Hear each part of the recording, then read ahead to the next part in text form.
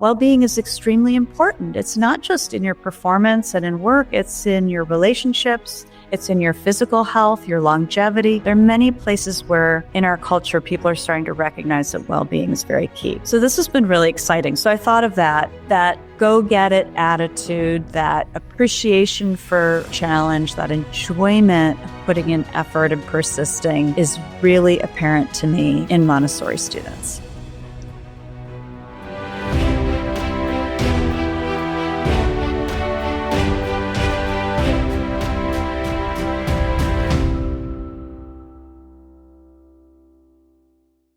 Welcome to Now What Podcast with Yogi Patel. And today we're talking all about Montessori. And we have Paula Preschlack with us today. She is an author of Montessori Potential, Montessori student, and much more. Welcome to the podcast, Paula. Thank you so much for having me. So Paula, I remember as a head of school in San Diego for an AMI school, I had every book written by your mother, and I think your mom and sister also wrote one book together, and every Montessori book. However, these books were lifesavers for us, for teachers, and for parents. Because in our library, when there was a question or a parent didn't know as much about Montessori, we were able to say, please check out this book, read a little bit more about it. And then when we have parent educations, everything began to gel for them. So tell us a little bit about the journey of how you ended up in a Montessori school. In a Montessori school. Well, I went to Montessori school when I was very young. I went to a school in Illinois for 3 to 6. It was one of the only ones around at the time. I didn't really think about Montessori again until my mother and sister, Lynn Jessen, started Forest Bluff School when I was maybe in 8th, 9th grade. I didn't really pay much attention, but I knew that was their big project, and I watched them do that. And then I went away for high school and college and so on. So I didn't really notice much of what was happening at the school, although I did work there one summer and just helped out with, I think I made all of certain materials. So I kind of remember making the materials a little bit for them. And I remember they made me wear a skirt, which as a teenager was just kind of thought it was so serious. After college, stumbled into taking the Montessori training. I won't go into the whole story. And when looking for a job, found that the best offer was at Forest Bluff School, the school that my mother and sister founded. So I thought I'll just come for a couple years and then I'll go somewhere else that I really want to be. But I just fell in love with it as soon as I started working there. So I worked there for a very long time, a few decades, and just loved it. I taught primary, I taught lower elementary, and I led the parent-child series for people with children under age 3. So I took all 3 of those trainings with AMI and then was head of school for many years. So that's where I've spent most of my time, at that Montessori school, and really found it to be an incredible experience. So your book, Montessori Potential, fills the gap. It includes so many practical experiences, examples, both for parents at home and for folks at school. Can you tell us, in writing this book, what motivated you to write the book, first of all, because you were in the school teaching at this time, or out of school at least? I was very busy.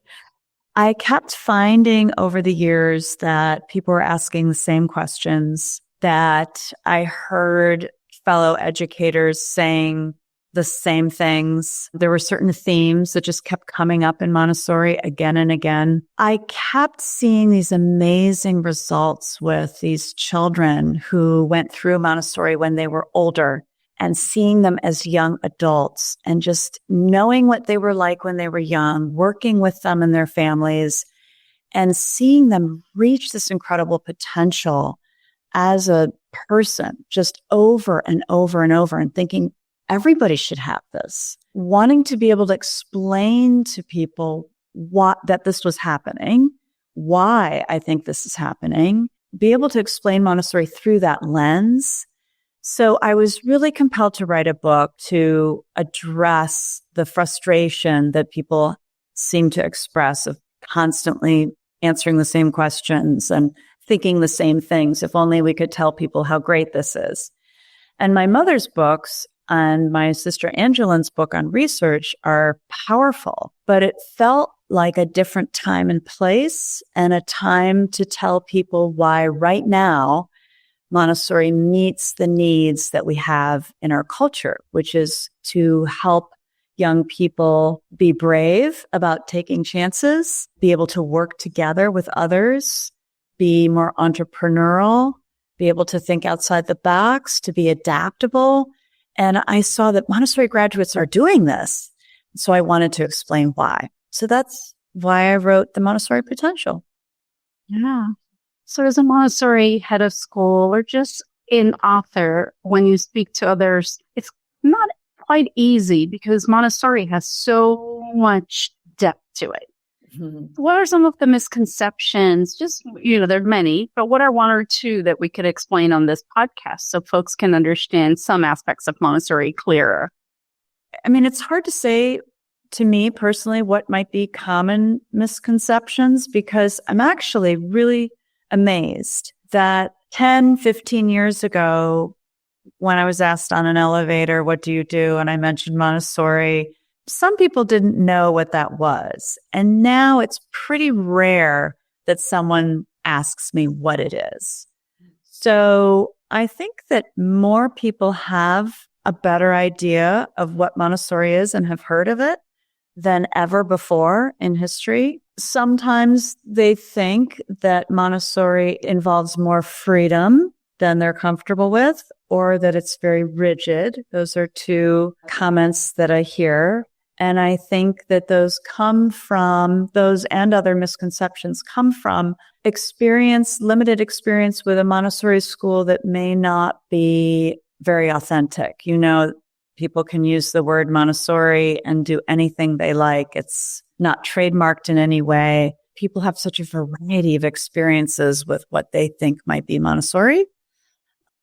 Yeah, I think that was one of the questions that I often get is, what do they do in Montessori school? Or Montessori school is seen as a place where they're not really learning many things. But Montessori classroom is filled with experiences that you spoke about. So maybe we can talk about the classroom and what it has to offer. Yeah, well, I would say if someone were to ask me really quickly, can you just tell me what Montessori is? I have found a solid way to answer that question in my mind is it's the only approach of education that I know of that meets children's developmental needs and characteristics at each age and stage of their lives. It's the only one that really truly matches what we know from research about how human beings learn. Children learn by touching things. They need to be moving. They need to be communicating. They need to be exploring. They need to be supported in becoming more independent. It's an inner drive that they have. So there's certain things that we know about human development and the ways that human beings learn. Montessori matches that very deliberately at each age and stage. And because human beings have not changed over the centuries in our needs, Montessori doesn't need to keep changing to meet those needs on a very basic level. I don't mean, every child's going to be a little different and you're going to need to be flexible. But on a basic level, human beings learn by touching with their hands, learn by looking and interacting, learn from each other, and so on. We don't learn by sitting still, being strapped in, and having visual stimuli and just listening to a lecture and then being asked to perform. We know from experience and from studies that that's not the best way for children to learn. That usually makes sense to people. And then right away, their minds start to go to what that might look like. What might that look like? It looks like a classroom where all the furniture is really small, down at children's level.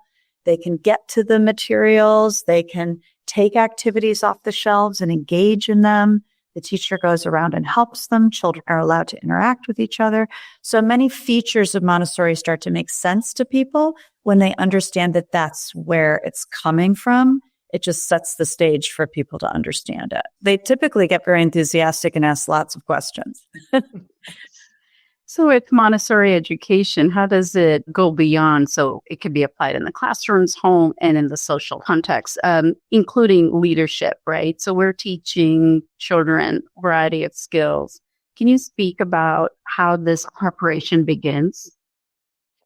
I don't even think so much of teaching children skills as setting up the environment and living in it, and they learn skills that are right for them. Each individual is different on their different path and interacting with different personalities in the classroom and drawn towards different activities. And Maria Montessori really had noticed that children are typically drawn towards the very thing that that individual needs. It's important to allow children to go on their certain paths of interest. And we know that, we know from research that people learn best when they're allowed to follow their interests, right? That interest-driven learning is very effective.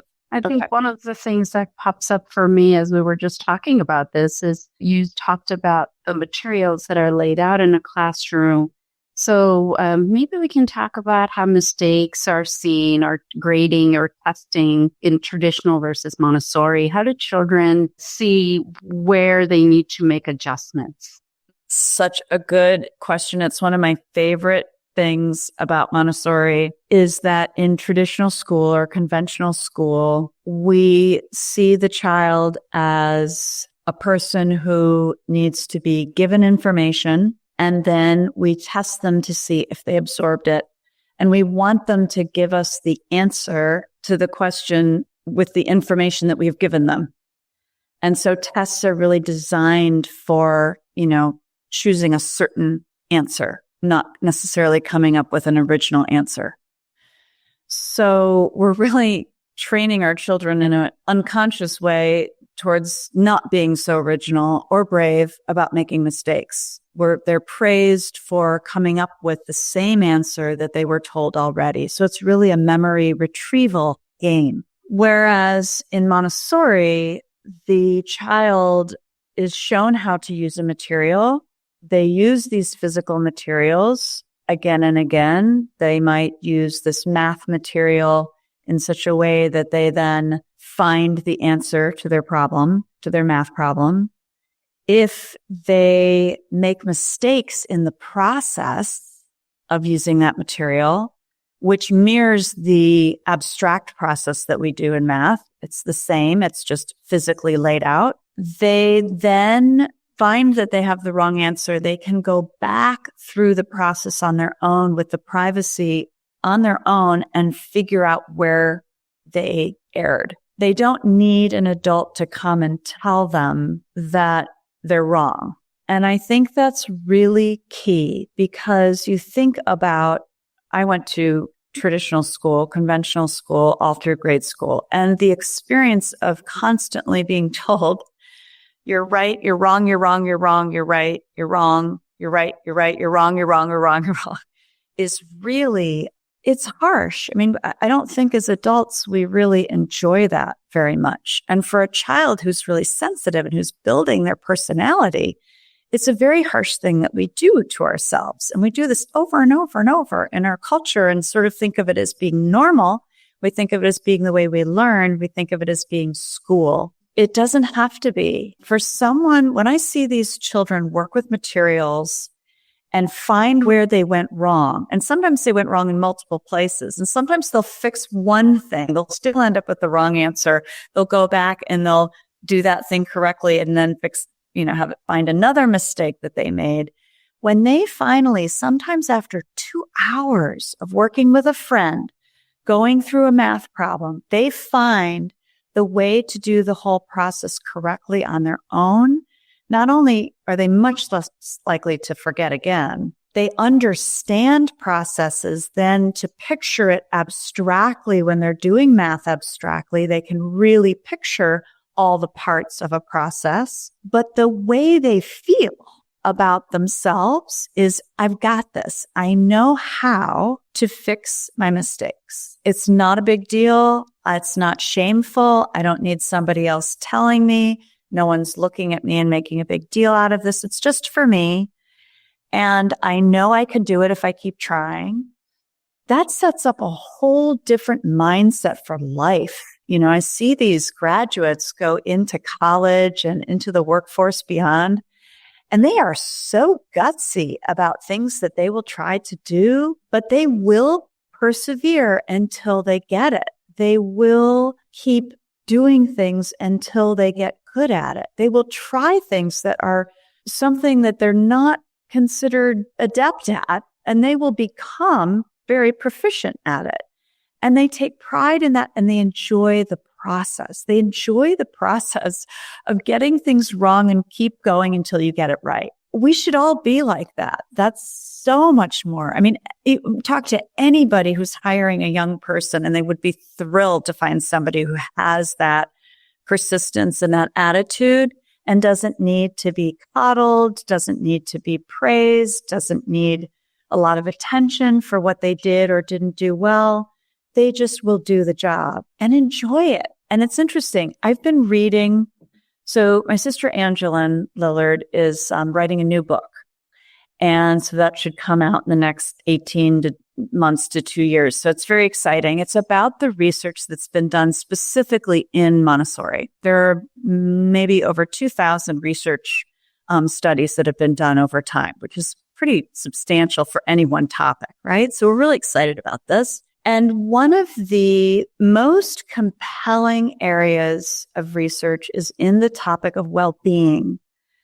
When people are older and they report how they feel about themselves, their confidence, their outlook on life, their well-being scores coming out of Montessori are much higher than in traditional or Waldorf or anything else in these studies.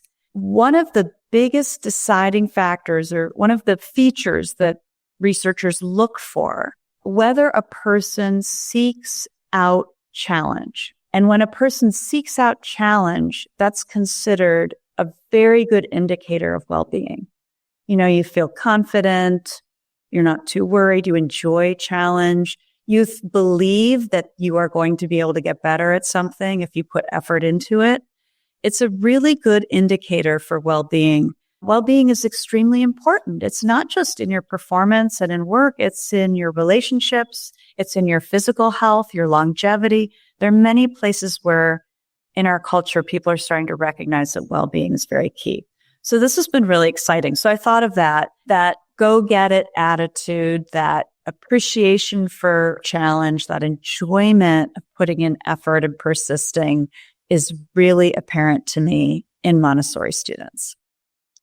In comparison to other schooling, Montessori education definitely invites the child, the student, to reach their potential, whatever that might be, at their own pace with guidance. The book that you wrote, the title, Montessori Potential, speaks volumes. Can you speak about how we are trained as Montessori guides to aid to this particular every child's own potential? What does that mean, their potential?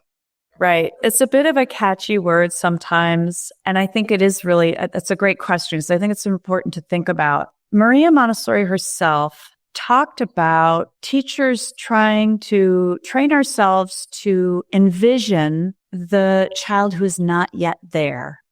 So when we look at a young child who's struggling or who is behaving in a certain way that maybe isn't optimal, that we not react so much to what is in front of us, but we really try to have faith and belief in the person that we know that child could probably be. So it's taking the long view, which I love, especially for parents. I think it's really powerful to take the long view. Picture your 4-year-old as a 40-year-old. They're probably not going to be like they are right now. So taking the long view, having a positive approach, treating the child as if they are capable of the things that you're asking is so, so important. But the other aspect of this that Montessori talked about a lot was not imposing on the child what you think they should be, this potential that you're picturing. You can envision that there is this better person inside this child or more capable or whatnot, but you're not going to hold them to that. You know that every single moment they are creating themselves. So one of the big paradigm shifts, I think, for us as parents and as teachers when we come into Montessori is to stop thinking of the child as something that we need to mold and shape and teach, but to respect that the child is forming themselves, that there's a creative process going on. This person is building a person, and it's not our job to do that. In fact, you can't do it for them, even if you wanted to. So our position is to step to the side and aid the process, support them to do this, but really lift them up to be able to do the job and stay out of their way. We're talking about potential in terms of taking the long view, having faith in the child that isn't there yet, and also allowing that potential to go wherever it's going to go, because you just don't know. And one of the reasons I chose this title is I did keep finding myself that word slipping out over and over, because so often, even though I was a Montessori trained educator, I did believe in all my students. Well, the greatest compliment I ever got was that a person told me that her daughter in high school commented on me as a teacher, that when she'd been in my class in elementary school, she said that I made her feel like she could do anything. And it makes me tear up. It is really, to me, that was like the most important thing it could possibly do for a young person. I am still amazed when I hear what graduates are doing. I still am surprised because I didn't know they could do that. And I just love that delight. And I don't know if they knew what they could do, but nobody ever stopped them and told them they weren't good at things or they couldn't do things. They were realistic about their abilities. They noticed in each other and in themselves who was more adept at certain things. But in Montessori, I think they just keep experiencing that there aren't these limits, that we don't know what we can do and we can go further. Your work is your own and you're creating yourself. So I think it's just so positive and inspiring. And that word potential kept coming up for me. So the other little part of the title, which we talked about the other day, is that Montessori itself has so much potential that we have not reached, I don't think, as a society. Some schools are much closer to reaching the full potential and they're always working on it. But for so many Montessori schools, they're so far from coming close to the potential of what Montessori can do because they're holding back from going all the way. And you and I have talked about this. It's so important, I think, for people to reach and strive and have the confidence to try to do what Montessori really said we should try to do. And this is why our school has been really fun at Forest Bluff School. It was founded by my sister and my mother. They wanted to see what would happen if they really did what Maria Montessori said. And they started as an experiment with 15 children, one little classroom. They had 3 and 4-year-olds. My sister, Lynn Jessen, was the teacher. And they just wanted to see what would happen. And they didn't know if it would fail or if it would work. And what happened was they just kept seeing, oh my gosh, this is amazing. And then if we do a little more, then look what happens. So my goal right now is to go around and encourage schools to just keep going closer and closer. You know, what if you didn't interrupt the children at 10 o'clock to take them to Spanish and French? What if you let them keep working for 3 hours? What if you didn't give them grades? What if you didn't give them worksheets? What if you only worked with the materials in the classroom? I mean, people will see if they do it, that better and better results will come. So reaching the potential for us as human beings, but also striving for the potential as schools to really put this into practice and see what will happen. Indeed. You spoke about students that have come through And you've been teaching for a while, right? You've also been part of the school for a while. And it must be amazing to see these young ones come back and tell you what they're doing, firsthand. One of the things that comes to mind for me often is Maria Montessori, 1870. She was born in 1870. And then, she's working with students as a physician. She just takes on this orphanage. And she came up with all this amazing information that we are still trying to uncover the true secrets of, right? That you just spoke about. So often we think Maria Montessori's work is old. How does it still apply in modern days now where we're talking about technology advances? So what are your thoughts about Montessori today? Yeah. Oh, I love that question. I also want to point out, I think this is really interesting to think about. Maria Montessori had to keep moving so many times in her life. She would start a school and then move on, and then that school would get closed and she'd start somewhere else. And that happened to her so much in life. I bet she rarely got to see the full results of her work. I mean, she wasn't in the same community where she could have seen these children when they were in their 20s and 30s. So I'm sure she heard stories, but I think she'd be really amazed today to look down and see what has been happening. So whenever we feel discouraged that there isn't more Montessori and why hasn't it spread more and why don't people just believe us, I think we have to remember that it's pretty incredible how much it's grown and how much more evidence we have now of how strong it is. But to answer your question, I think it goes back to what I started to say earlier, that human beings and our needs have not changed that much. When I give a talk to parents, I'll often start by asking them to think about what they think their young child, maybe 2 years old, is going to need to know and be able to do when they're an adult to face an uncertain world, a world that's changing so rapidly with technology. We just had a worldwide pandemic, so they now can picture that, so many things can happen that we cannot even predict. So it's not like, in the 40s when you were raising children and thinking, well, if my child becomes a lawyer or a doctor, they'll probably make a good living. People tried to steer their children into certain skill sets to ensure that they would have a successful and happy life. Well, that's no longer true. We really don't know what skill set, which language, which foreign language should they learn? What type of math? And these types of math just are crazy.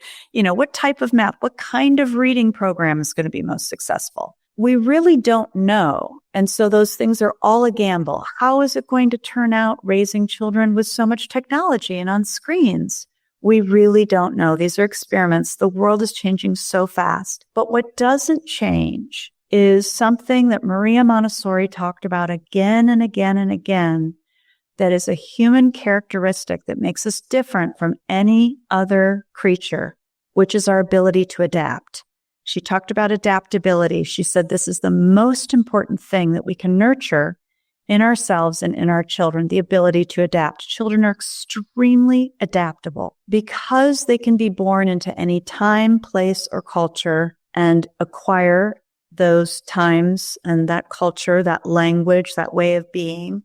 They are able to learn very quickly. The most important set of skills that we should be fostering in children, no matter where they're born, and honestly, no matter when they're born, but especially right now, is the ability to focus, the ability to engage, the desire to engage with the world around you, the ability to collaborate with other human beings and empathize with them, the ability to concentrate, the ability to organize your thoughts and organize your space, the ability to persevere, resilience. These are the same words that come up when I ask an audience, what do you think your child needs? Nobody ends up saying, I think my child's going to need a foreign language, or I think my child's going to need to be able to compute mean, yes, we want them all to learn basic math and things that are part of our culture, but people really realize that the inner skills, those life skills, those what some people call soft skills,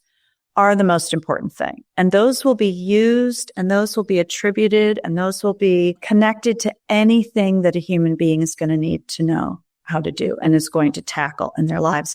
And honestly, that was true decades ago and centuries ago, just as it is now. I mean, early humans needed these skills too. And the beautiful thing is that they're natural for us to develop. These skills and these abilities and these traits are natural human characteristics. School and education and our parenting can either foster these characteristics and help them to grow stronger and stronger, or suppress them, one or the other. The older I get, the more I feel that a lot of these characteristics are really suppressed in conventional schooling. The ability to come up with original ideas, the desire to engage with your work. So much of that is without meaning to suppressed, without meaning to be suppressed, is being suppressed in conventional schooling. It's really time for people to move on. The thing that makes me, I know you're going to ask this, so I'll just jump into the thing that makes me have hope for the future is that I do think educators are realizing this. I do think that more and more people are seeing that we need to free up human energy in classrooms for good things to happen. One of the things that comes for me when you were just speaking, the joy that the child has for themselves, about their community, about learning, that is developed in a Montessori classroom, or it's allowed. And allowed is not probably the word that I want to use, but it fosters that. Yes. So Montessori classroom is like a workplace in action, or these busy bees at work. And what are some of the ways Montessori classrooms offer inclusion? Because we have this notion of children and bullying, but we can see completely different aspects in a classroom. I think children do, if the environment is positive and if the adults in the room are positive and modeling very positive and supportive behavior, I think that children work things out between themselves much better when they're left to do so. And they really do start to respond to what feels good with someone else and what doesn't.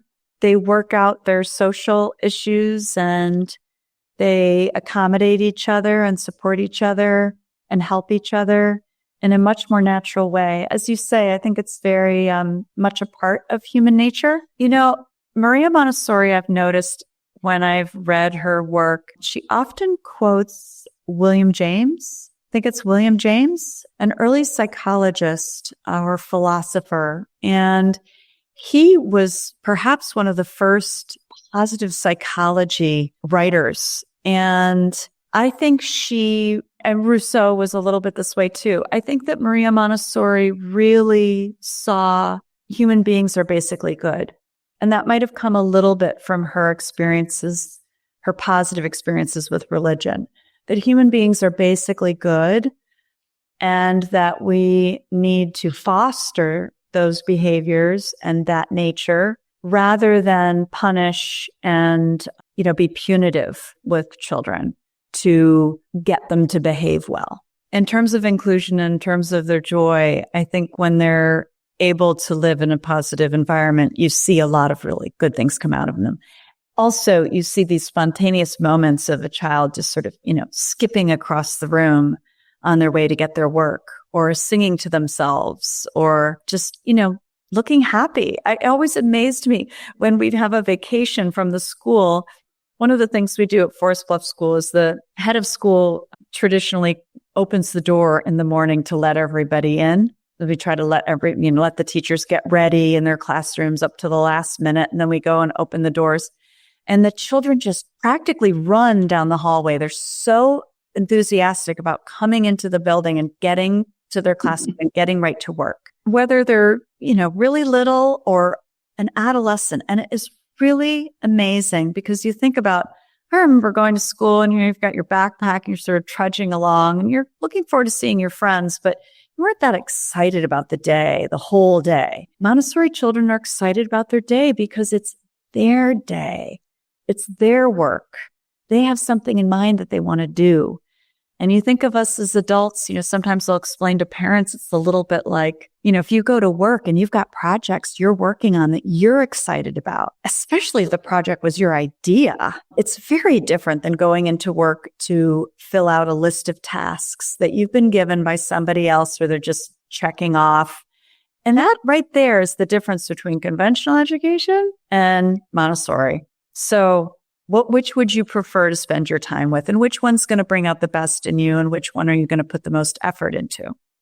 One of the unique aspects of a Montessori program you and I were speaking about earlier is that each environment is set up for the needs of that particular age group. And you just spoke about the elementary child, the adolescent child. Montessori is not just in some countries, speaking Montessori means for very young children, but Montessori goes all the way up to high school. And, it's a lifelong learning. Would you mind sharing a little bit about how these environments are a little bit different? Yes, it is really one of the greatest gifts, I think, that Maria Montessori gave us was to point out the differences in these stages of development. The children need different things at different stages. So in the period between birth up to age 6, it's a stage of the child forming themselves as a child. So it's kind of the foundation of your life. And we know that rapid brain development is happening. Rapid physical development is happening. It's a vulnerable time. Because of that, children tend to get sick a lot when they're very young and build up their immune systems. And so the environment that's suitable for them is one that helps them to develop their independence, their autonomy, their ability to do things for themselves, their physical movement, developing hand-eye coordination, their ability to communicate, so language, lots of vocabulary acquisition during those years. So you're going to see an environment that encourages children to develop their ability to concentrate and be able to focus a little bit on themselves. And that's not what it would appear to be if you walked into a Montessori classroom because all the children are interacting and they're children 3 years of age in the same classroom. So 3-year-olds, 4-year-olds, 5-year-olds, sometimes 6-year-olds as well in the same classroom. So you see all of that happening, but you'll see these individual tables and rugs where children are really working on their own work for the most part. As they get older and they're 5 and 6, they start to do some work together, but usually an adult is there to guide them on how you do this. Around age 6, Montessori saw some dramatic changes happen, physical changes and emotional, mental, and social changes at the same time. So children tend to lose their teeth. Their hair thins out. They lose some of that baby fat. Their limbs get longer. They don't get sick as often. They kind of develop a toughness about them. They become almost obsessed with other people. They're not so interested in themselves anymore in their own project. They want to work with other people. And if you remember being in elementary school, you remember you loved being on the bus or at lunch or recess when you could talk with your friends. And this is a natural urge that Maria Montessori recognized and thought, okay, there must be some natural reason for this. There must be some learning purpose to this characteristic. So instead of fighting it, let's encourage the children to work together and help them learn to collaborate through working together and learn about social life and learn about morals and how we should treat each other and decorum and so on with each other. So in elementary classroom, ages 6 to 12, you're going to see tables that have, 4 to 6 children can sit at a table together. You're going to see them doing projects where these big pieces of paper laid out all the way across the floor, and they've got these big long-term projects going on together. They're drawing and they're writing, they're bringing in all of the materials they need to do a project. They're getting them from different places. So they're learning to be resourceful. whereas the younger children have a tray that has everything you need to do an activity right there on it, so they can focus and they can understand the process and the sequence. These children now they understand that they can be internally organized. So now they need the opportunity to find things. I've got to go get the scissors. I want these colored pencils. I'm going to get this material. I'm going to get this friend. I'm going to go get these books for this. And they can start to synthesize information in their minds. So it's a much more abstract way of learning, but they're still using materials to build towards that abstraction. You're going to hear more talking in an elementary classroom. You're going to see a different energy level. It just feels very different. It was fun for me because I taught primary 3 to 6 year olds and then 6 to 9 year olds, and going back and forth between the two rooms. It's just dramatic. Very quiet with the younger ones. They're concentrating. The older ones can concentrate and have a lot going on at the same time. Around age 12, and these aren't exact ages, but these stages that every child goes through, this transformation, basically around age 12, where their bodies are changing in obvious ways. We start to see adolescent puberty happening. They tend to be more emotional. They tend to get sick more often again, the way the very, very young children do. And Montessori explained this as the child has built a child, and now the rug is kind of pulled out from underneath them. They now have to start all over, not completely over, but they really need to start over and build an adult. And when you think of it that way, it really helps you to understand why middle school is such a tender and vulnerable stage of life. And they need a lot of support again, just like they did when they were an infant. It just looks very different now. The adolescent is going to have an environment that is very nurturing, supportive. The model that we have taken at our school is a smaller group, actually, so that there's more adult attention. They can meet privately with their teachers and be part of a group. It's almost like their tribe, their group of students. They travel together. They go out into the adult world. They need to be welcomed to the adult world and to adult tasks and be honored and treated with dignity as young adults. So have the support, but also the freedoms and invitation to do adult-like work out in the world. So you should see, actually, contrary to what we do in our culture, a slight easing up of the academic pressures because they need a little time. Their minds don't work as well, actually. Their brains are changing so rapidly. It's very difficult, again, to concentrate. They're more self-centered. They think everyone's looking at me. Everyone's looking at my pimple. They're having really strong feelings. It's a time for helping them, inviting them to express themselves through poetry and art and drama.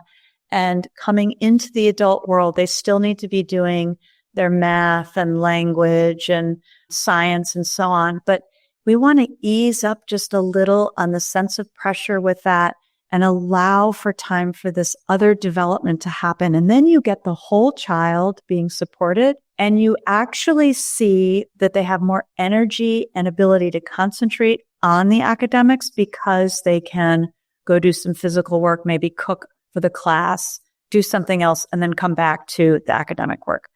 So those are some of the environments you're going to see and the differences between them. As the adolescents get older and they become more stable and more outgoing and more adult-like, we want to open up, those high schools, open them up to getting them out more and more into internships, apprenticeships, doing more adult work. For college age, for university age, Maria Montessori really seemed to feel that the way we have university is very suitable, that young people seem to be able to make their own decisions, to learn more abstractly and listen to a lecture, and seem to be well satisfied in that kind of environment. Those are what Montessori referred to as the 4 planes of development, the ages 0 to 6, young childhood, 6 to 12, childhood, 12 to 18, adolescence, and 18 to 24, young adulthood. With maturity, she believed, being reached at around age 24, which is fascinating because now that we have MRIs and we know more about how our brains develop and so on, we see that in your mid-20s is basically when we mature into adults. So she saw a lot of these characteristics and changes and needs in these stages just by observing, which is pretty incredible, not by doing research and not by seeing inside people's brains, but it'll be interesting to watch as science keeps revealing that these things really do happen. So those are the environments. Oh, beautifully explained, Paula. I could keep listening to you for hours. And one thing that for sure that in traditional education, we keep having different ways of educating our children. After pandemics in some of the states, in California, we're noticing that now children are much earlier entering public schools. We even have high schools that must have early childhood center. And I think it's done to support the parents and their needs and not truly looking at the children's needs. So listening to you today makes perfect sense. A K through 12 teacher who's educated for those developmental stages, but not really for the developmental stages, for the academics, is not ready to be able to take care of a 3-year-old, 4-year-old, 5-year-old. So as our governments, as a huge advocate for young students, I really strongly urge parents to speak to their assembly members, their senators, and get Montessori education. There are charter schools out there, and it's easy for us to be able to implement some of these things into the traditional education. And I was just speaking to trainers from India. There are training centers worldwide where, after listening to you, I would want to go back. And I am a 3 to 6 trained primary guide or teacher. And after listening to you, I wonder so many others would want to become teachers, and they can look up Association Montessori International's website, and they have a variety of training centers worldwide, including every continent that I know of except for Antarctica. So looking at the training center would be really great. And Yes. as you were speaking, Paula, one of the things that I wonder is if you can share an encouragement about Montessori education with Montessori educators or parents, what would that be? What would you say to them? An encouragement. Yeah, a piece of advice or something about taking that first step, being a guide for the first year in a Montessori classroom, or perhaps a parent who is like, I don't know, I want, but I don't, this is so new to me. Yeah. I think in my book, I use the term pillars, kind of 3 pillars that I invite people to think about to understand Montessori as a framework. The first is the environment. The second is the adult who models and prepares the environment. And the third is a balance of freedom and responsibility. And what I would say in answer to that question is that the middle, the adult, is really key. We're always modeling.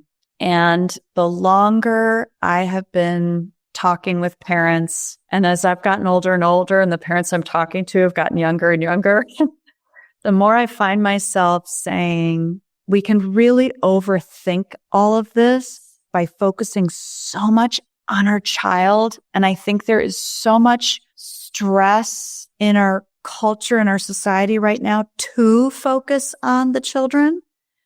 Be a better parent, spend more time with your child, really get involved in everything, be right there. And we know, you and I, from being educators, that's not necessarily going to be positive. What we do need to think about is ourselves. So I find that I say to parents more and more, stop focusing so much on your child and focus more on yourself. Because if you are modeling well, if you are demonstrating how to live a happy life, if you are demonstrating how to calm yourself down when you're upset or scared, if you are demonstrating how to take a positive attitude about something, how to recover from a mishap, or, just how to react to something, they're watching you, they're soaking that in, you're their biggest teacher. And for us as teachers and as parents to just remember that's the most powerful way of teaching is being. Life is so complicated and there's so many stressors and there's so much going on. If we can just do that one thing, it will make a huge difference. It's just, we had a parent panel at Forest Bluff the other night, and I wasn't able to be there, but I did invite each of these parents to be on the panel. And so I was very excited to hear their voices in a recording afterwards of what they said. And I'm going to post it so that everyone can listen to this, because one parent said at one point, someone said something like, do you have any, lasting advice or something like that? He said, stop worrying so much. And everybody laughed because, of course, he was in their shoes just, a couple decades ago. But it really is true. We are stressing and worrying so much, and the children are becoming anxious, and the children are having more and more and more problems. And when the adults around them are calm, you can think more clearly.